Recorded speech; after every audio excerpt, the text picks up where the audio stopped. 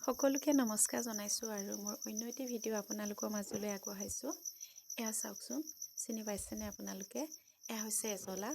এজলা খেতি কৰিব পাৰি। ময়ো তেনেদৰে অলপ খেতি কৰোঁ নিজৰ বাবে। টেংকিটো ভাঙি দিব লগা হোৱাৰ বাবে মই এজলাখিনি এনেকৈ বাল্টিঙতে থৈ দিছোঁ। বহলকৈ এটা টেংকি বনাই আছোঁ। 3 ফুট বহল আৰু 8 ফুট দীঘলৰ এটা পকা টেংকি বনাই আছোঁ। তাত মই এই এজলাখিনি এৰি দিম।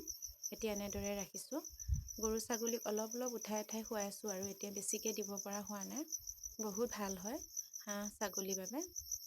তাৰপিছত এইখিনি হৈছে মোৰ ছাগলী, লোকেল ছাগলী হয়। সিহঁতক মই এনেদৰে দানা অলপ সদায় কাটি দিওঁ। সিহঁতৰ লগতে ব্যস্ত হৈ থাকোঁ। সময়খিনি কোনফালে পাৰ হয় মানে গমেই নাপাওঁ আৰু এনেকুৱা। দানা দিছোঁ, তাতে পানীলাও দিছোঁ, অমিতা, চাফৰ, অলপ এজলা এনেদৰে মিক্স কৰি দিছোঁ। এইকেইদিন খৰাং বতৰৰ বাবে একদম ঘাঁহ চাহ নাই, এইবিলাক শুকান হৈ গৈছে, চাব পাৰে। একদম ঘাঁহ বন গজা নাই। নেপিয়াৰ ঘাঁহো দিওঁ। তেনেদৰে